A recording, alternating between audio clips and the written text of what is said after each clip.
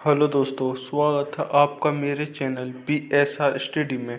आपको इस चैनल पर जीव विज्ञान की क्लास फ्री में दी जा रही हैं, साथ में नोट्स भी फ्री दिए जा रहे हैं। चैप्टर 2 पुष्पी पौधों में जनन, पार्ट 6। अगर आप मेरे चैनल पर नहीं तो मेरे चैनल BSR स्टडी को सब्सक्राइब करना ना भूलें।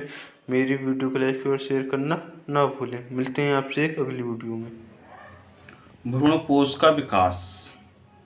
आवर्तबीजियों में भ्रूणपोष त्रिसंलयन के फलस्वरूप बनता है। यह बीज का मुख्य भोज्य पदार्थ संघटक ऊतक है। इसमें संचित भोज्य पदार्थ भ्रूण के विकास तथा बीज के अंकुरण के समय काम आते हैं। मतलब जब बीज का अंकुरण होता है तो यह जब उसका विकास होता है तब ये काम में आते हैं। भ्रूणकोष के प्रकार। आवर्तबीजी पौधों में विकास के आधार पर भ्रूणकोष निम्न प्रकार के होते हैं। नंबर 1 है केंद्रीय भ्रूणपोष। इस प्रकार के भ्रूणपोष विकास में भ्रूणपोष केंद्रक बार बार विभाजन द्वारा स्वतंत्र रूप से बहुत सारे केंद्रक बनाता है, जो बाद में परिधि पर विन्यासित हो जाते हैं। बाद में ये केंद्रक अन्य कोशिकाओं को रूपांतरित हो जाते हैं। भ्रूण त्रिगुणित केंद्र, ये आपस में इसमें समसूत्री विभाजन होता है। ये दो फिर ऐसे इसमें समसूत्री विभाजन होता रहता है। फिर यहाँ पर बीजांड द्वार बन जाता है। इसके नीचे फिर ये एक रेल सी बन जाती है। उसके बाद में फिर यहाँ पर आके भ्रूण बनता है। भ्रूण तो एक ही रहता है। उसके बाद में यहाँ पर रेतिका बन जाती है। यहाँ पर बहुत सारी कोशिकाएं बन जाती हैं। इसे ही केंद्रीय भ्रूणपोष कहते हैं। नंबर 2 कोशिकीय भ्रूणपोष। इस प्रकार के भ्रूणपोष निर्माण में भ्रूणपोष केंद्र के प्रत्येक विभाजन के पश्चात कोशिकाओं भित्ति का निर्माण होता है, जिसके फलस्वरूप बहुकोशिकीय भ्रूणपोष बन जाता है। यहाँ पर ये इसका भ्रूण है और यहाँ पर ये भ्रूणकोश की भित्ति है और ये आपस में इसी यहाँ पर विकास होता है और ये एक विकास जाकर यहाँ पर इतना बड़ा विकास कर लेता है। इसे ही कोशिका भ्रूणपोष कहते हैं। माध्यमिक भ्रूणपोष। माध्यमिक भ्रूणपोष क्या होता है? इसके भ्रूणपोष केंद्र के प्रथम विभाजन के पश्चात कोशिका भित्ति का निर्माण होता है, परंतु इसके बाद फिर से इनमें केंद्रक विभाजन होता है व कोशिका भित्ति का निर्माण नहीं होता है। जब यहाँ पर इसमें विभाजन होता है तो यहाँ पर भी केंद्रक दो हो जाते हैं इससे अव्वल। फिर इसमें विभाजन होता है और तो इसके केंद्रक यहाँ पर डबल हो जाते हैं। इसी तरह यहाँ पर केंद्रक बहुत सारे हो जाते हैं। केंद्र जो है वो कोशिका भित्ति का निर्माण नहीं करते हैं, इसलिए इसे माध्यमिक भ्रूणपोष कहते हैं। बीज का निर्माण। द्विनिषेचन की क्रिया के फलस्वरूप बीजांड में कई परिवर्तन होते हैं और बीजांड बीज में परिवर्तन हो जाते हैं। जो बीजांड वो क्या होते हैं, वो बीज में परिवर्तन हो जाते हैं। इसके कुछ पॉइंट हैं यहाँ पर लिखे हुए। जैसे पॉइंट है नंबर 1, बीजांड के दोनों आवरणों से बीज वर्ण का निर्माण होता है। नंबर 2 है बाह्य आवरण से बीज चोल एवं अंत्य आवरण से अंत्य कवच का निर्माण होता है। बीजांड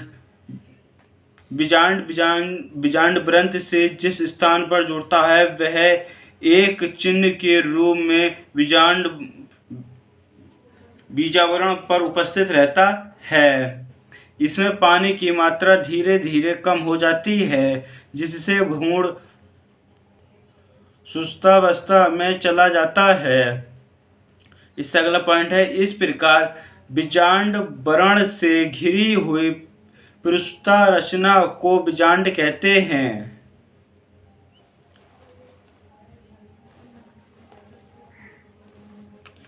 भ्रूणपोष में उपस्थित के आधार पर बीज 2 प्रकार के होते हैं। अभ्रूणपोषी बीज। इस बीजों में भ्रूणपोषी अनुपस्थित होते हैं। इनमें भोजन का संग्रह बीजपत्रों में होने से ये मोटे हो जाते हैं, जैसे चना, मटर, दालें तथा सेम।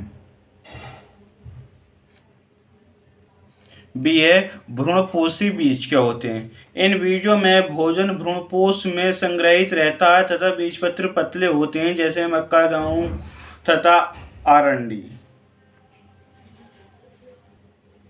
ये रहा इसका चित्र, ये इसका बीजांड ग्रंथ होता है, ये इसका बीज पत्र होता है, ये इसका भ्रूणपोष होता है। ये यहाँ पर जो जो जुड़ता है इसे बीजांड बीज पात्रधार मूलच्छ कहते हैं। इसे भ्रूणपोष कहते हैं। बीजों पर परकिशन। नंबर है वायु द्वारा परकीर्ण। नंबर 1 सूक्ष्म और हल्के बीज निकोना। सेकंड है जैसे पैराशूट में मटर, और जैसे तुम्हारा स्वादन में हसलता। जैसे नंबर चौथा है बेलानी, जैसे पीली, कटेली, चौलाई। ठीक है। जल का परकीर्ण कमल में होता है, कुमदानी में होता है। विस्फोटक द्वार हंड्रेडा, आरंडी, गुलमेंदी। फिर डी है जंतुओं द्वारा चोर, कांटा। फिर है उसके बाद बीजों के निर्माण का महत्व। वातावरणीय दशाओं के अनुकूल न होने की स्थिति में भ्रूण बीज के अंदर लंबे समय तक सुरक्षित अवस्था में रहते हैं। सेकंड है बीज वायु, जल तथा अन्य माध्यमों की सहायता से एक स्थान से दूसरे स्थान तक परिकीर्ण होते हैं। तीसरा, इसमें पौधों में अनुकूलन शक्ति बढ़ती है। उसके बाद है फल का निर्माण। फल का निर्माण कैसे होता है। फल एक परिपक्व अंडाशय है। जिस समय बीज विकसित हो रहे होते हैं, उसी समय अंडाशय फूलकर रसीला एवं बड़ा हो जाता है। फल का निर्माण करता है। परिपक्व अंडाशय की भित्ति से फल भित्ति का निर्माण होता है। फल में बीज सुरक्षित रहते हैं और एक स्थान से दूसरे स्थान तक सुरक्षित अवस्था में पहुंच जाते हैं। आवर्त बीजों में जनन की विशिष्ट विधियां। नंबर 1 है उभय मिश्रण। उभय मिश्रण क्या होता है। जो दो चीज़ों के मिलने से बनता है। जैसे इस क्रिया में नर युग्मक एवं मादा युग्मक के संयोजक होता है और युग्मनज बनता है। जैसे मेल गैमेट और फीमेल गैमेट जब ये आपस में मिलते हैं तो क्या होता है, जाइगोट मिलता है। तो यहाँ पर भ्रूण का विकास हो जाता है। यहाँ पर एन मतलब ये आगुणित होते हैं और यहाँ पर ये द्विगुणित हो जाते हैं। ठीक है। ये किस प्रकार का होता है। ये विधियाँ भी 4-5 प्रकार की होती हैं। जैसे इसमें अब दूसरी विधि है, इसमें असंग जनन क्या होता है। कभी कभी पादप में जीवन चक्र में लैंगिक के अनुपस्थितियों में ही नए पादप का निर्माण हो जाता है। यह क्रिया असंग जनन कहलाती है। इसकी खोज बिकलर ने की थी। यह 2 प्रकार का होता है। नंबर 1 कायिक असंग जनन। इस प्रकार के जनन में कई कलिका से नए पादप का निर्माण होता है, जैसे गन्ना, आलू आदि। सेकंड है इसमें अनिषेक बीजता क्या होती है। इस प्रकार के पेड़ जनन में लैंगिक जनन की अनुपस्थिति में बीज का निर्माण होता है, जैसे नींबू, नागफनी आदि। अनिषेक जनन। इस प्रक्रिया में बिना निषेचन के अंडे से भ्रूण का विकास होता है। इससे आकुड़ित बंधे भ्रूण बनते हैं, जैसे धतूरा, आलू। ठीक है ना। क्या होता है इसमें, मतलब जो अंडा होता है उसमें से भ्रूण का विकास होता है, मतलब उसके अंदर भ्रूण का विकास होता रहता है अंडे के अंदर। वो उसके बाद है आपका अनिषेक फलन ये मोस्ट है आपके लिए, आप इसे याद कर लेना, ठीक है ना। कुछ पादपों में परागण एवं निषेचन के बिना भी फल का निर्माण होता है, परंतु फल बीज रहित होते हैं, इसे अनिषेक फलन कहते हैं। ये 2 प्रकार का होता है, मतलब इनके अंदर बीज नहीं पाए जाते हैं अनिषेक फलन के अंदर, ठीक है ना। और ये मैं आपको पहले चैप्टरों में पढ़ा चुका हूँ, जो उससे फर्स्ट चैप्टर था उसमें मैं आपको पढ़ा चुका हूँ अनिषेक फलन डिटेल में। उसके बाद है प्रकृतिक क्या होती है, ठीक है ना, और दूसरा है इसमें कृत्रिम। तो फिर पहले आते हैं प्रकृतिक में। अंगूर, केला, अनानास आदि, मतलब जो भी होता है वो प्रकृति के द्वारा होता है, उसमें हम कुछ नहीं कर सकते, जो भी इसमें विकास होता है। कृत्रिम में होता है जैसे मटर, संतरा, नींबू, तरबूज, अमरूद, अंगूर, पपीता आदि। ये इनमें क्या होता है कि इंसान के द्वारा किए गए कार्य होते हैं। अगर आपकी क्लास 12 से अगर ये टॉपिक नहीं हटाया गया तो इसे डिटेल में पढ़ेंगे, नहीं तो कोई बात नहीं, इसे खाली बस आप नॉलेज के लिए याद कर लेना। उसके बाद है आपका चौथा अपयुग्मन क्या होता है।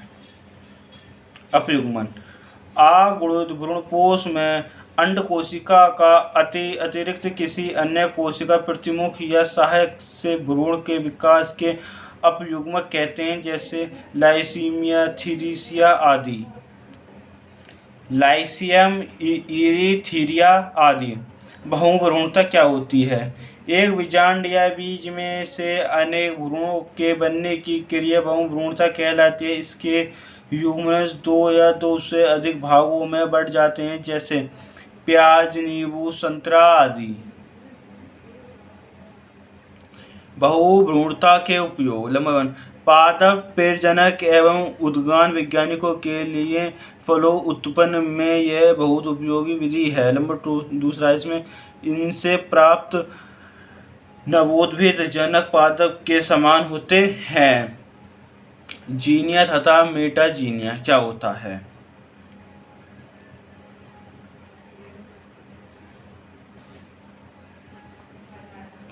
परागकणों का भ्रूणपोष फल या कुल पर सीधा प्रभाव जीनिया कहलाता है। इस शब्द का सर्वप्रथम उपयोग फोके ने किया था, जैसे मक्का। पीले रंग का भ्रूणपोष वाला नर पादप, सफ़ेद रंग के भ्रूणपोष वाला मादा पादप।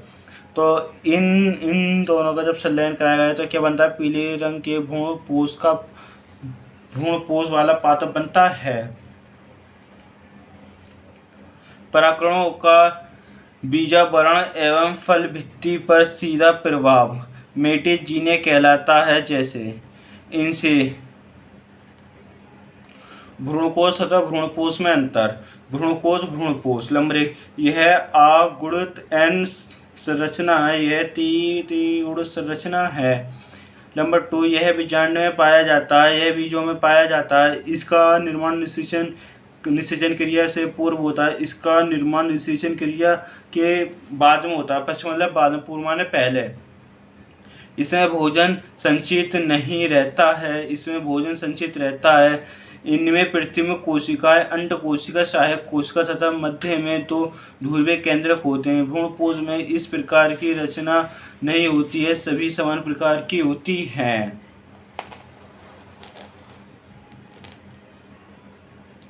भ्रूण तथा बीज में अंतर। भ्रूण तथा बीज निषेचन के पश्चात बने युग्मनज से भ्रूण का विकास होता है। निषेचन के पश्चात बीजांड में बीज का विकास होता है। भ्रूण वास्तव में बीज का ही अंश है तथा इसी के अंदर सुरक्षित रहता है। बीज भ्रूण का अंश नहीं है। बीज एक स्वतंत्र संरचना के फल के अंदर रहता है।